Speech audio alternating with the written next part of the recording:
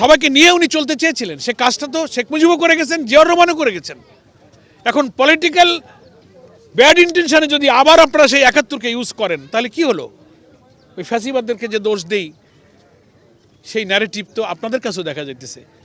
মানে আপনাদের সাথে থাকলে সঙ্গী, না থাকলে জঙ্গি। একটা দেশের পররাষ্ট্র সচিব মন্ত্রী আছে, তুমি ইলেকশনে যাইও না, এই তদবির যারা করে আমি মনে করি তারাই এদেশের স্বাধীনতাকে অন্যের কাছে বিকিয়ে দিয়েছে। আমাদের ব্যাপারে স্বাধীনতা বিরোধিতার নট এ সিঙ্গেল ইনস্ট্যান্স একটা প্রমাণ কেউ দিতে পারবে না। কিন্তু দেখি যে উনি তো এখন বড় মুফতি হয়ে গেছেন। বিলেত থেকে মুফতি ফতোয়া দিয়ে দিচ্ছেন যে কেডা মুশরিক আর কেডা কাফের। চাঁদাবাজি, দুর্নীতি, ভিন্ন মতের উপরে দমনের অভিযোগ থেকে বাঁচার আর কোনো হাতিয়ার নেই, তাই এগুলোকে একটা ভোতা হাতিয়ার বানিয়ে আমাদেরকে মোকাবেলা করা হচ্ছে।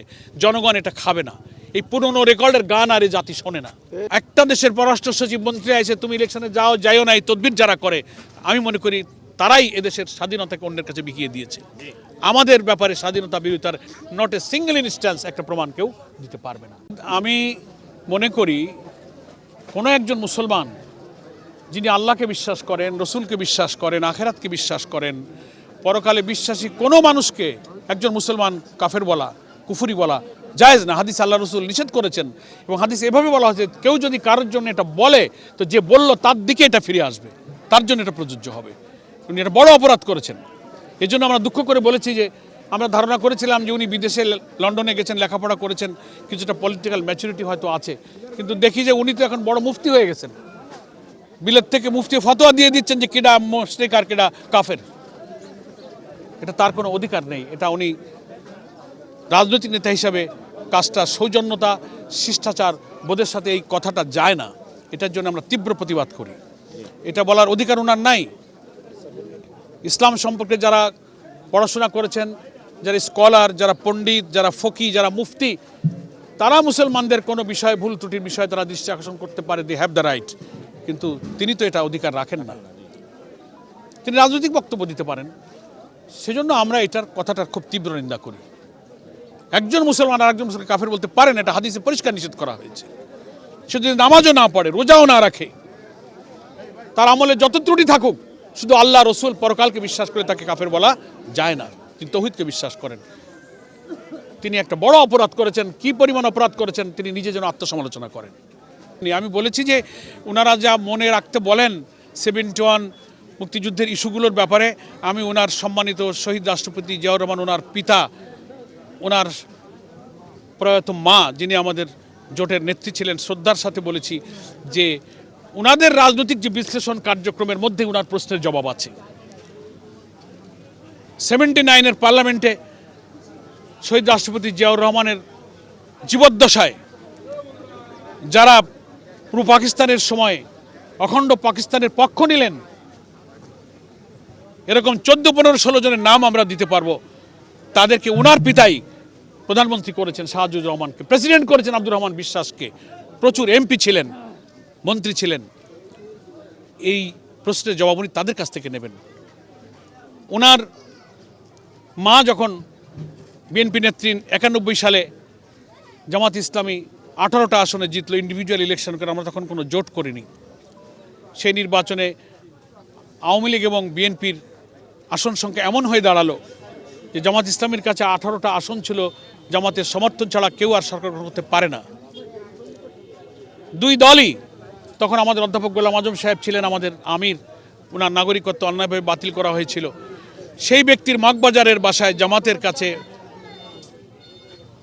বিএনপির সিনিয়র নেতাদেরকে পাঠিয়েছিলেন, আওয়ামী লীগের নেতাদেরকেও পাঠিয়েছিলেন। জামাত সেদিন বাংলাদেশের রাজনীতি, তার ভবিষ্যৎ, ফারসাইটনেস সব কিছু চিন্তা করে আমরা আধিপত্যবাদী শক্তির হাতে দেশটা চলে না যাক, সেই বিবেচনায় আমরা বাংলাদেশ জাতীয়তাবাদী দলকে সরকার গঠনের জন্য জামাতের 18 জন এমপির নিঃশর্ত সমর্থন আমরা দিয়েছিলাম।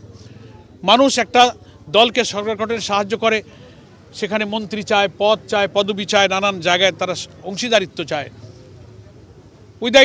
উইদাউট শেয়ারিং দ্য পাওয়ার, আমরা কোনো শেয়ারিং না করেই নিঃস্বার্থভাবে কোনো কিছুর বিনিময় ছাড়াই আমরা দেশ জাতিকে ইসলাম এবং আধিপত্যবাদ বিরোধী শক্তির পক্ষই মনে করে আমরা সেদিন বেগম জিয়াকে সরকার গঠনে সাহায্য করেছিলাম। তাই আমি আজকে বলেছি এই প্রশ্নের জবাব ওনার আম্মার কাছে উনি জিজ্ঞাসা করতে পারতেন যে কেন সেদিন জামাত ইসলামের কাছে গেলেন, যাদেরকে আপনি 71 ইস্যুতে অপরাধী মনে করেন। ফলে এটা শেখ মুজিবুর রহমান, যাকে বাংলাদেশের স্বাধীনতার স্থপতি বলা হয়, তিনি জীবিত অবস্থায় এটাকে তিনি সমাধান করে গেছেন। ইট ওয়াজ ডিসাইডেড ম্যাটার।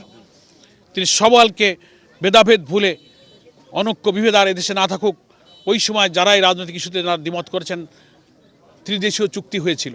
আপনারা সাংবাদিক, আপনারা জানেন, তখন পাকিস্তানের পররাষ্ট্রমন্ত্রী ছিল আব্দুল আজিজ, ভারতের পররাষ্ট্রমন্ত্রী ছিল শরণ সিং, বাংলাদেশের পররাষ্ট্রমন্ত্রী ছিল ডক্টর কামাল হোসেন।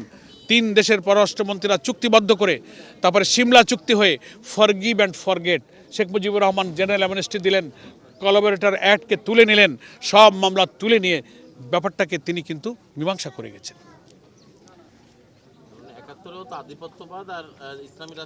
তো তার সবাইকে নিয়ে উনি চলতে চেয়েছিলেন, সে কাজটা তো শেখ মুজিবও করে গেছেন, জিয়াউর রহমানও করে গেছেন। এখন পলিটিক্যাল ব্যাড ইন্টেনশনে যদি আবার আপনারা সেই 71কে ইউজ করেন, তাহলে কি হলো? ওই ফ্যাসিবাদদেরকে যে দোষ দেই, সেই ন্যারেটিভ তো আপনাদের কাছেও দেখা যাইতেছে। মানে আপনাদের সাথে থাকলে সঙ্গী, না থাকলে জঙ্গি। আমি কোনো চ্যালেঞ্জ মনে করি না, বরং এতে জাতি সত্য খুঁজে পাচ্ছে যে কারা রাজনীতিতে প্রতারণা করে, অসত্যের আশ্রয় নেয়, ধোঁকাবাজি করে, আদর্শ চরিত্র নৈতিকতা দিয়ে রাজনীতিকে মোকাবেলা করতে যারা ব্যর্থ হয়, তারা এই সমস্ত ভোতা হাতিয়ারকে রাজনীতিতে ব্যবহার করে। এই সুবিধাটা আমাদের হইতেছে। আমরা 71 সালের তখন ছোট ছিলাম, ওই সময় তো আমরা জামাত করি না। যারা ওই সময় মুরব্বী জামাত করেছেন, ওই সময় তারা অখণ্ড পাকিস্তানের ভারতীয় আগ্রাসনের হুমকির মধ্যে দেশটা আলাদা হয়ে গেলে এদেশের মানুষ ভালো থাকবে কিনা এই আশঙ্কা থেকে ওনারা হয়তো কোনো পলিটিক্যাল সিদ্ধান্ত নিয়েছিলেন। সেটা সেই সময়কার ব্যাপার, কিন্তু সেটাকে আপনি রাজনৈতিক বিশ্লেষণ করতে পারেন। কিন্তু বাংলাদেশ স্বাধীনতার পর জামাত ইসলামী বা আমরা ইসলামী দল যারাই আছি, একটা প্রমাণ কি দিতে পারবে যে আমরা স্বাধীনতা সমর্থনের বিপক্ষে কোনো ভূমিকা রেখেছি?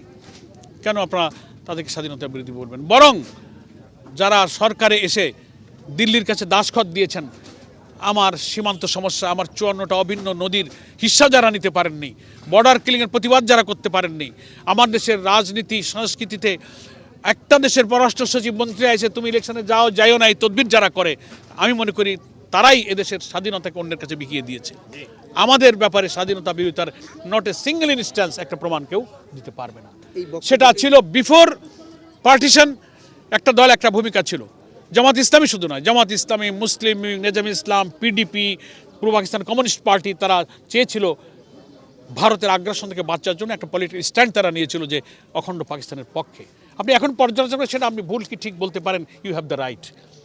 কিন্তু আপনি সমস্ত কিছু একটা দলের উপর দায় চাপাবেন, তা বাকি দলগুলো কোথায় ছিল? আর আমি তো আজকে চ্যালেঞ্জ দিয়েছি, জামাত তখন কোনো ক্রিমিনাল অফেন্স করে নাই, কোনো ফৌজদারি অপরাধ করে নাই। এত বছর চলে গেছে, বাংলাদেশের কোনো থানায় তাদের কোনো মামলা জিডি ছিল না। আইন করে শুধু রাজনৈতিক প্রতিপক্ষের দমন করার আর কোনো যৌক্তিক কিছু নাই, তো একটা কিছু বানায়, তা সেটা তো ভোতা হাতিয়ার। সেজন্য আমি বলেছি যে এগুলো এখন 54-55 বছর পরে এসে চাঁদাবাজি, দুর্নীতি, ভিন্ন মতের উপরে দমনের অভিযোগ থেকে বাঁচার আর কোনো হাতিয়ার নেই। তাই এগুলোকে একটা ভোতা হাতিয়ার বানিয়ে আমাদেরকে মোকাবেলা করা হচ্ছে। জনগণ এটা খাবে না, এই পুরনো রেকর্ডের গান আর এই জাতি শোনে না। আমি মাঝে মাঝে বলি, আগে একসময় ছোটোবেলায় আমরা সিরাজউদ্দৌলার নাটক আর গাজী কালু চম্পাবতীর গান শুনতাম, এগুলো এখন আর আধুনিক প্রজন্ম এইসব গান শোনে না। বহু আধুনিক গান তৈরি হয়েছে, পাইলে তাই বাজান। এই পুরনো রেকর্ড আর এই জাতি শুনবে না, মানুষ ওকে বুঝে ফেলেছে। এটা আমাদের রুচির সাথে যায় না, কোনো চ্যালেঞ্জ না। বরং এই বিষয় না আসলে তো জাতির কাছে সত্য তুলে ধরতে সুযোগ পেতাম না। তো ভোটে কোনো প্রভাব ফেলবে না, ভোটে প্রভাব না, বরং ভোটার ভাইরে এই সব কথাগুলোই তো 5টা পাবলিক ইউনিভার্সিটি ইলেকশন আগেও শিবিরের বিরুদ্ধে কাজে লাগানো হয়েছে। রক কাটা, স্বাধীনতা বিরোধী, রাজাকার কোন সময় বলা হয় নাই? 5টা জাতীয় বিশ্ববিদ্যালয়ের লোকেরা তাদের সব অপপ্রচার প্রত্যাখ্যান করে যারা অপবাদ দিয়েছে তারা একটা জায়গাও যেতে নাই, সব জায়গায় শিবির জিতেছে। এটা প্রমাণ করে যে তাদের এই অভিযোগ আর জাতির কাছে স্থান পাচ্ছে না। তো যারা এই 5টা বিশ্ববিদ্যালয়ে পড়ে, এরা তো আমাদেরই সন্তান, আমাদেরই ভাই, এদের তো পরিবার আছে, দেশেরই তো মানুষ। ওই পরিবর্তনের হাওয়া ইনশাল্লাহ জাতীয় নির্বাচনে লাগবে।